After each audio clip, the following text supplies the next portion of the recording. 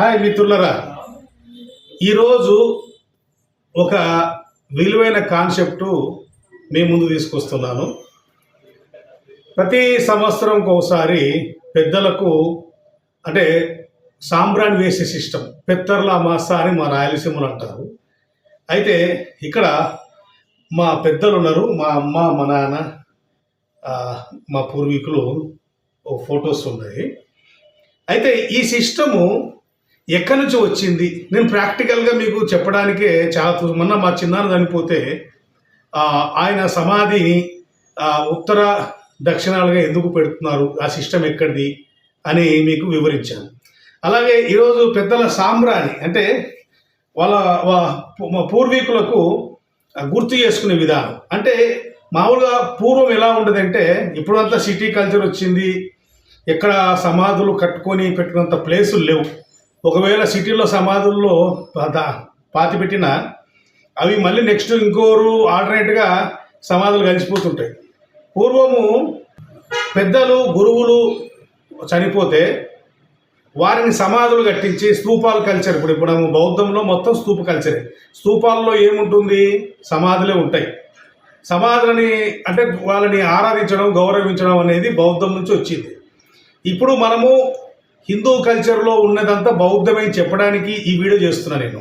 ఎందుకంటే ఇక్కడ ఈ గౌరవించుకునే విధానం అయితే దీంట్లో బ్రాహ్మణీకరణ, వైదికరణ ఎంటర్ అయిపోయి వీళ్ళు వచ్చి పూర్వీకులు వచ్చి పెద్దలు వచ్చి తింటారు, భోజనాలు చేస్తారు, వాళ్ళు మనకు ఆరాధిస్తారు, ఆస్వాదిస్తారు అనేది కాదు.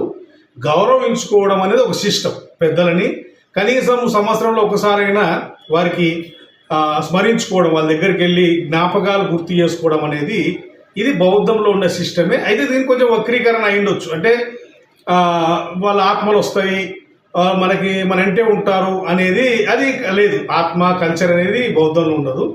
చనిపోయిన పూర్వీకులని మళ్ళీ గుర్తు చేసుకోవడము, సమాధులు కట్టుకోవడం, సమాధుల దగ్గర వాళ్ళని గుర్తు చేసుకోవడము, వాస్తవం చెప్పాలంటే సమాధుల పండగ అని కూడా అనొచ్చు దీన్ని.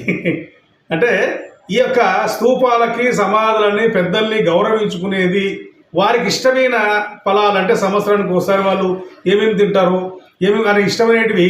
మనం పిరమిడ్ కల్చర్లో కూడా ఒకేసారి పిరమిడ్లో మనము అటు పోతే గ్రీక్ కల్చర్లో చనిపోయిన వాళ్ళకి అన్నీ కలిపి ఒకేసారి తన సగం ఆస్తి కలిపి సంపద అన్నీ పెట్టేవాళ్ళు. ఇక్కడ వచ్చేసరికి బౌద్ధ కల్చర్ ఎలా ఉంటుందంటే వాళ్ళు పూర్ణిమకు వెళ్ళి వాళ్ళని గుర్తు చేసుకోవడం, ఆరాధించడం అనేది ఉంటుంది. ఇక్కడ రాంగ కల్చరు పెరిగే కొద్దీ, మనిషి జీవన విధానంలో మార్పులు వచ్చే కొద్దీ సంవత్సరానికి ఒకసారి పెట్టుకోవడం, పెద్దల్ని స్మరించుకోవడం అనేది ఒక సిస్టమ్. సో మనం ఎటు తిరిగినా, ఎటు చేసినా, మనము ఎంత మార్పులు, మనం ఎంతమంది ఎన్ని విధాలుగా తీసుకెళ్ళినా బౌద్ధ కల్చర్ అనేది మమేకమై ఉంది అని చెప్పడానికే వీడియో చేస్తున్న మిత్రులారా. ఈరోజు మా పెద్దలని నేను స్మరించుకోవడం జరిగింది, గుర్తు చేసుకోవడం జరిగింది. వాళ్ళు ఏదో నాకు వచ్చి ఆశీర్వదిస్తారనో లేకుంటే వాళ్ళు మా పక్కనే ఉంటారనే ఉద్దేశం కాదు. వాళ్ళని నేను గుర్తు చేసుకున్నాను, స్మరించుకున్నాను. మా నాన్నతో కూర్చొని మాట్లాడుకున్నా, నెమరేసుకున్నా, అంటే వాళ్ళతో మాట్లాడుకున్న సన్నివేశాలు అన్నీ కొన్ని ఉచ్చరించుకోవడం, మా బంధువులతో, పిల్లలతో. ఇలా ఈరోజు ఇది పెద్దల పండగ చేసుకోవడానికి బౌద్ధ కల్చరు అని చెప్పడానికి మీకు చెప్తున్నాను. అయితే వాళ్ళకి ఇష్టమైనవి, మా అమ్మకి ఏమి ఇష్టం, మా నాన్నకి ఏమి ఇష్టం, అవన్నీ పెట్టి ఇది చేయడం జరుగుతుంది. సో ఇది దీంట్లో వక్రీకరణ, దీంట్లో అద్భుత కల్పనలు యాడ్ చేయడం తప్పు అనేది నా ఉద్దేశం. సో నేను ఎవరు ఏంటి, చాలామందికి ఈడు కుర్ర బిడ్డ, క్రైస్తవ బిడ్డ, లేకుంటే రకరకాలు మాట్లాడుతూ ఉంటారు. వాళ్ళకు కూడా నేను పూర్వం మన పూర్వీకులు బౌద్ధులు, తర్వాత హిందువులు అయ్యారు, మళ్ళీ హిందువుల నుంచి గర్వాపస్సిగా మళ్ళీ బౌద్ధంలోకే, మనం బౌద్ధ సిద్ధాంతంలోకి మళ్ళీ వెళ్ళాల్సిన పరిస్థితి ఉంది. నమో బుద్ధాయ.